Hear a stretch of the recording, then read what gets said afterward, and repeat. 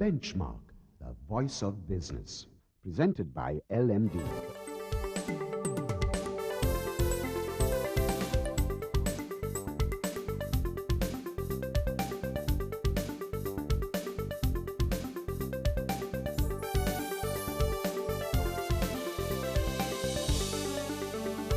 On this edition of Benchmark, Arjun Fernando, Director and Chief Executive Officer of DFCC Bank, provides some insights on Sri Lanka's banking sector.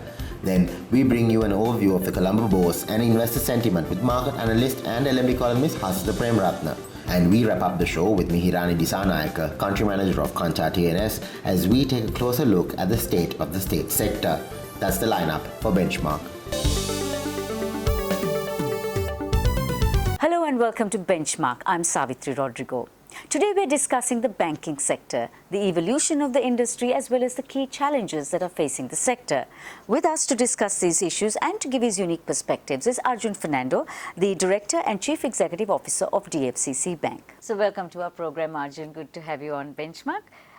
Just to start off, tell me what are your perceptions of the banking sector at this particular time? Thank you, Savitri, for the opportunity. I believe when you look at the banking sector vis-a-vis the region, it's been a success story, the Sri Lankan banking sector, and there's been consistent growth. And also in terms of the contribution to the economy, it's been one of the consistent plus growing sectors. So, and it plays a big role in the whole economic ecosystem of the country.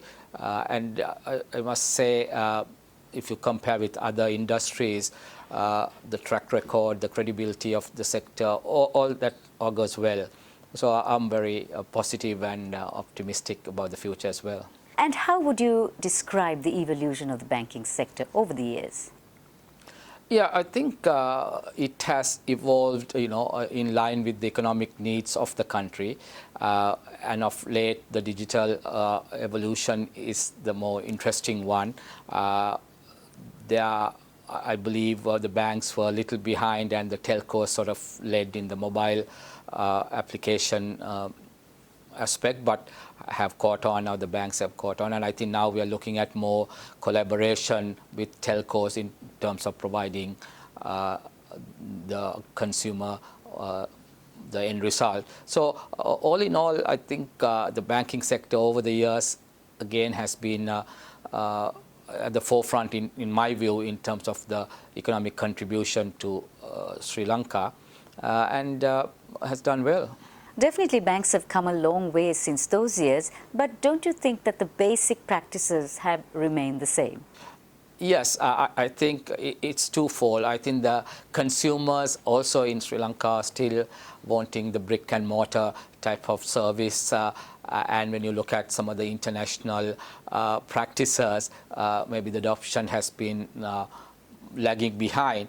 But yes, to answer your question, but having said that, when you look at some of the regional counterparts, I believe we offer the same services as, and if you look at places like India, I would say our service standards are much higher. So it's in balance.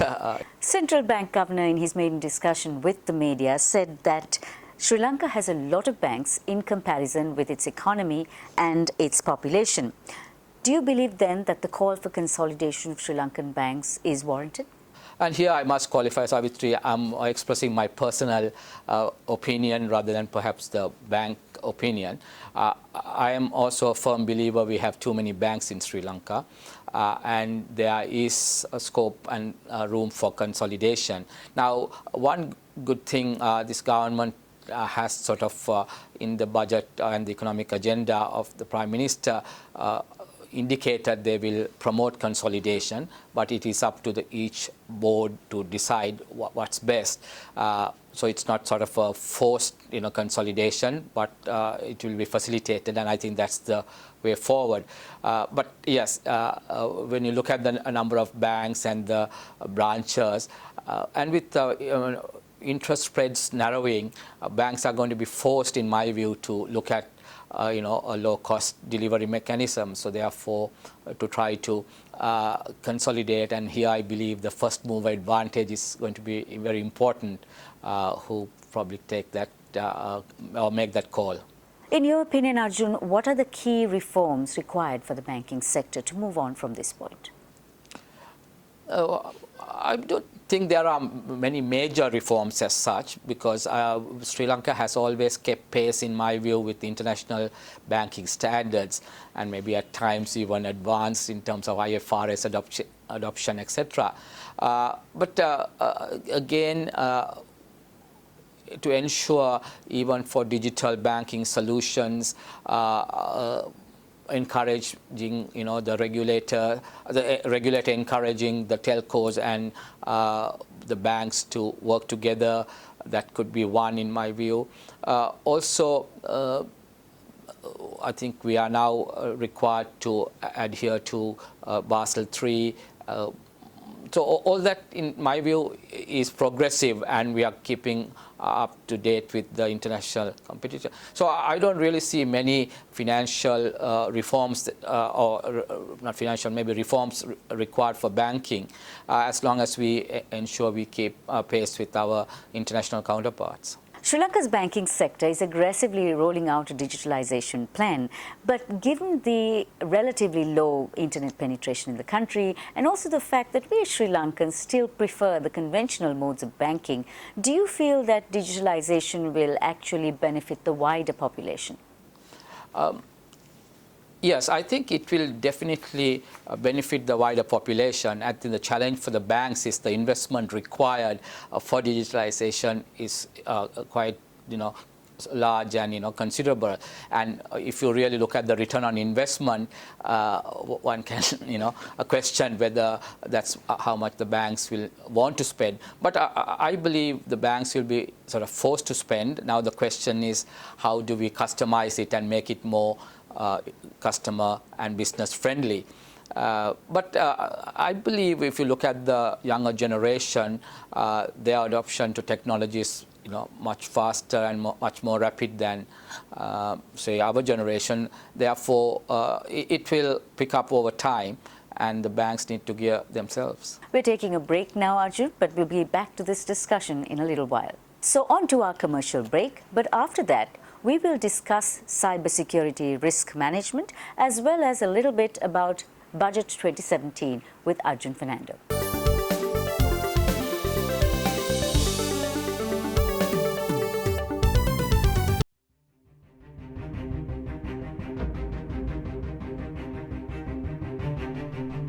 When we entered the industry in 1995, a new star was born as a fully owned subsidiary of People's Bank.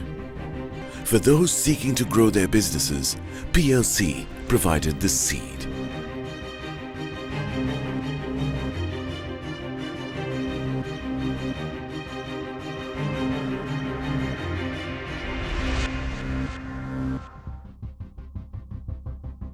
We are not only Sri Lanka's #1 leasing company, but also the largest non-banking financial institution. Welcome to a new dawn for the nation. Introducing People's Leasing and Finance, PLC.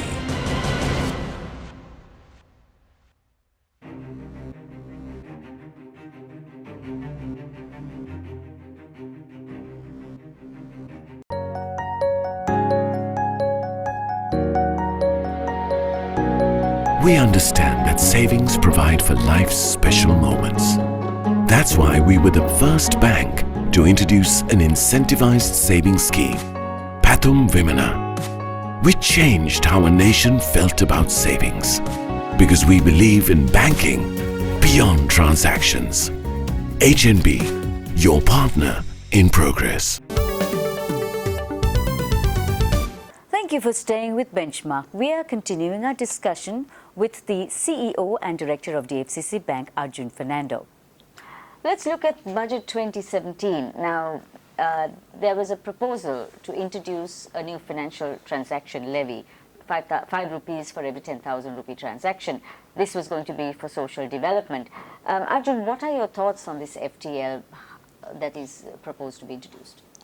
Yes, I think before I answer this question, Savitri, yeah, banking sector seem to be, always targeted towards, increasing revenue for the government, and I'm sure there may be good reasons. But what I would like to share here is, yes, the banks do make profits, but what the general public needs to understand is the amount of capital, which have been invested in banks are huge.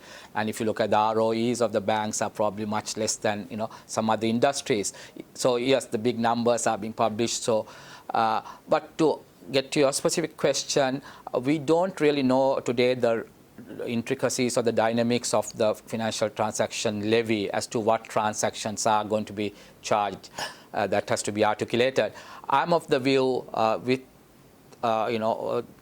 people needing to move to digital platforms, if some of those transactions are excluded, that will also force people to move to digital low-cost transactions. There are some other proposals that are relevant to the banking sector that have come up in Budget 2017.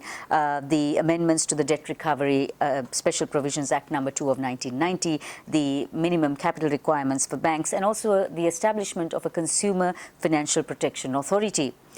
How are these and, well, the other relevant proposals going to actually impact banks in Sri Lanka? Yeah, I think the capital requirement, in my view, would be one very serious. I think most banks are at that level, but some banks will have to show up. And then this will also facilitate or maybe force certain banks to look at consolidation, because from an investor perspective, to put in this amount of capital if the returns are not there. And the other two, reform areas, I think welcome. And yes, the banks will have a cost. One of the things I know some of the banks do in other countries is cost the new regulations, and then what that amount is. We haven't really costed, what the two new regulations are going to be, other than the capital. But I believe the thinking there has some, soundness, so we will need to adopt to those. Growing mobile usage and internet penetration has left banks somewhat vulnerable to cyber crime.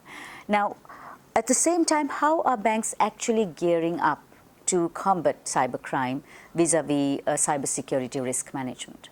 Yes, I think we, for sure, I'm sure other banks also have already appointed what you call information security officer, and there are quite a few staff under this structure, really focusing, because earlier it used to be part of an overall risk function and probably didn't get the attention, but now with the appointment of an office of this nature, we are constantly monitoring the potential threats. Again, a lot of investment is required, and you never know when it will pay back, but at the same time, you cannot keep yourself open. So the challenge for all boards, in my view, is how much investment is required, to avert threats, and then and also constantly being ahead of the so-called cyber crooks. That's a challenge as well. Arjun, how can microfinance be used as a tool to address poverty and vulnerability? The banks play a big role in microfinance. Some, have joint ventures. Some lend to companies which on-lend to this sector. So that has happened, but the credit probably goes to the, finance and leasing companies and even other companies below that. Today, I think what we are trying to look at is inclusive growth, and this sector is very key. We, for instance, have set up our own new micro finance unit, and to really focus on that, because what we realize is the model required to support that is different from conventional commercial banking. So there are a lot of models, like I said at the beginning. You could lend to companies which on-lend to this sector, or have a separate unit in the bank, supporting that, but understanding the credit scoring, etc., are quite different from the conventional banking. Banks are also expected to be leaders in corporate stewardship, especially in social and environmental spheres. Are we expecting too much of banks, given all that you have to contend with? Yes, even with the SDGs, we are at the FCC taking a lead in terms of ensuring, the rollout of an implementation plan, even in terms of corporate, responsibility. We do quite a large number of projects. What we are now trying to do is to be more strategic rather than try and give for each and every project. So hence, does it become a strategic priority for the bank? It is. Actually, we are looking at the triple bottom line. It's not only the economic profits. We look at our contribution towards other areas as well. So when we do our plans, we look at the overall return in terms of all our investments to each sector. What would you say are the key priorities for Sri Lankan banks in the year ahead? Yes, I think with the new budget and depending on what gets implemented, it's going to have a serious impact on its profitability. So one the key priorities in my view is to look at your business model as to how to adjust to those to the impact on margin. Secondly, I think with the country's development goals and with the economic agenda articulated by the Prime Minister, I am of the view the business models of each bank will have to change, and you have to take maybe a medium-term view, 3 to 5 years. So investments will be required. So maybe the short-term returns may not be there. And the third, I would think always the customer is sort of first, and we need to try and see how we can tailor-make products as well as also look at more solution provider rather than product providers. So I would so those are the three main. It has been great talking to you, Arjun. Thank you for sharing your views with us. Thank you, Savita. Thank you for the opportunity. We have been talking with the Director and Chief Executive Officer of the DFCC Bank, Arjun Fernando, on banking, the evolution of banking, challenges and the key priorities that the banks should be putting together. On the other side, we have Anushan Selvaraja.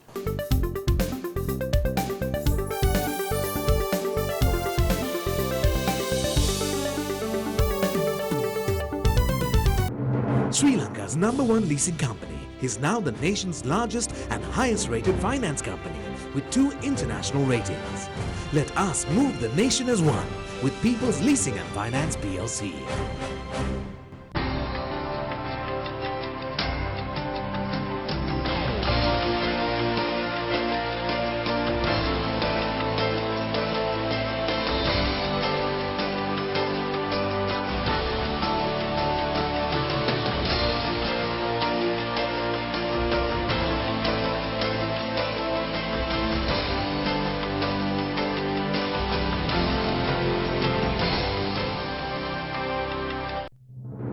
Sri Lanka's #1 leasing company is now the nation's largest and highest rated finance company with 2 international ratings. Let us move the nation as one with People's Leasing and Finance PLC.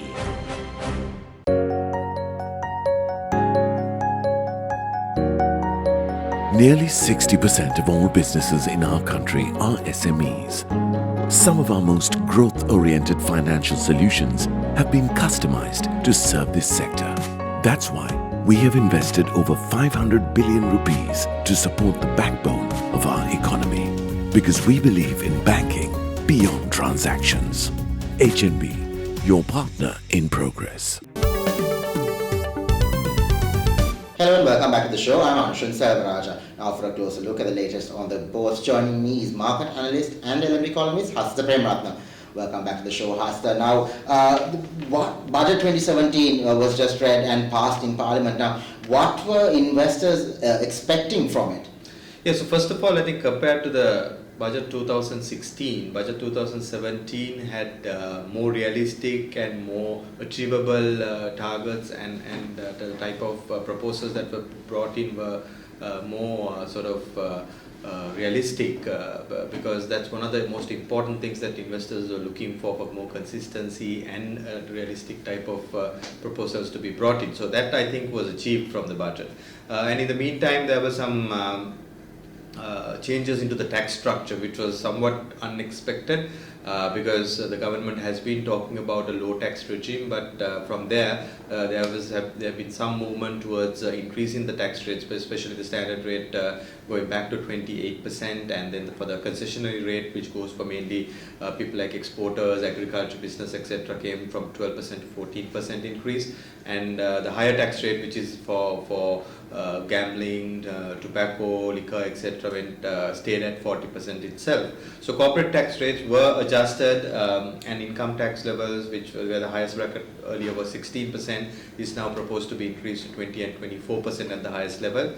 So this overall did have an implication on the corporates as well as the individuals in terms of their income taxes, and has raised some concerns on the policy direction overall. But having said that, this is in line with the government's or Prime Minister's 5-year economic strategy, which outlines that the direct component of the taxes should reach to about 40% from the current level of 20%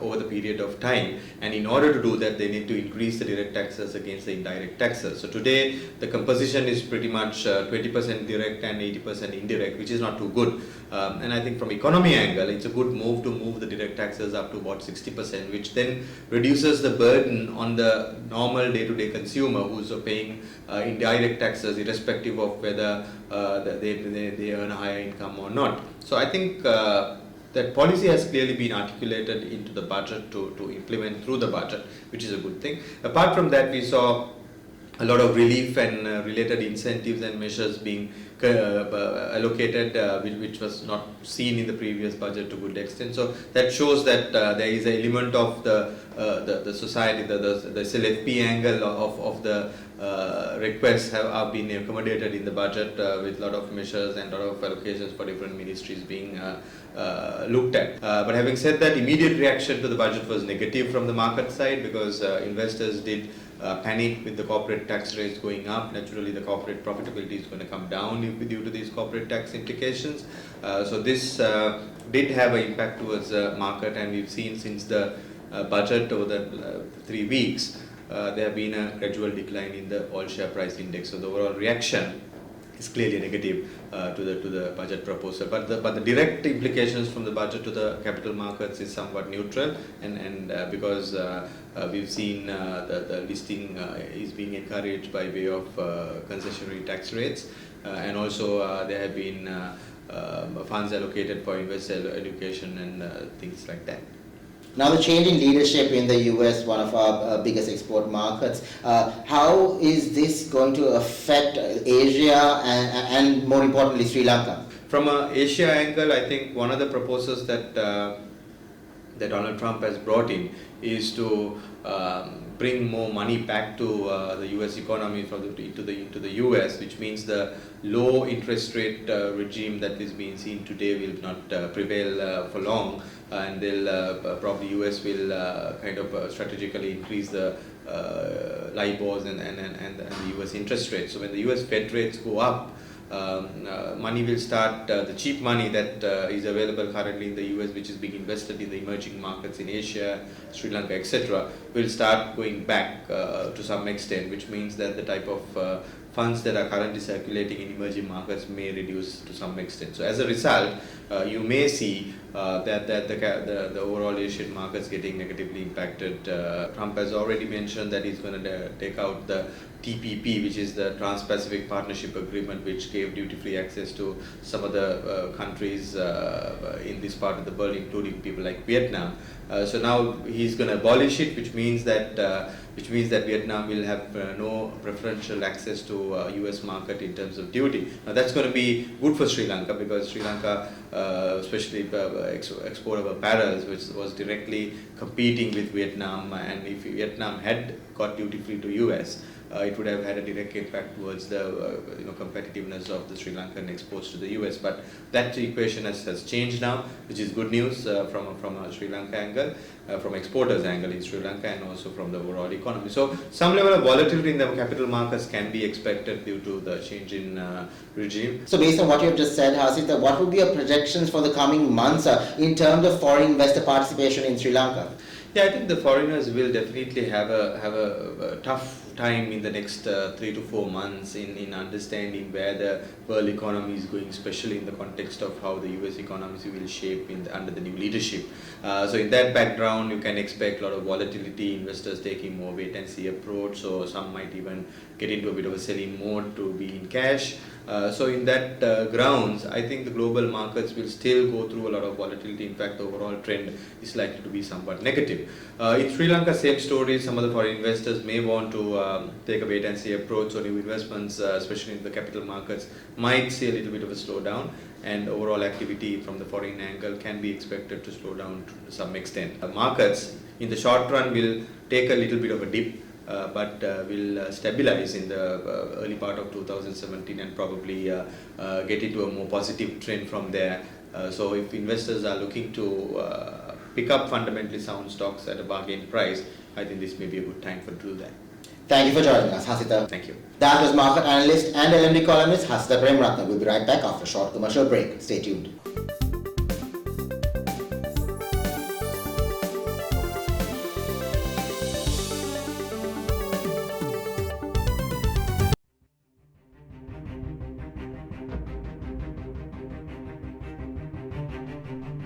When we entered the industry in 1995, a new star was born as a fully owned subsidiary of People's Bank. For those seeking to grow their businesses, PLC provided the seed.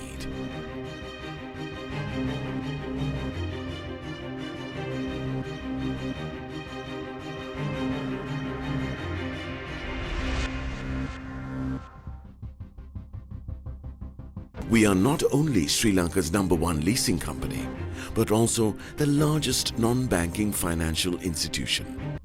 Welcome to a new dawn for the nation. Introducing People's Leasing and Finance, PLC.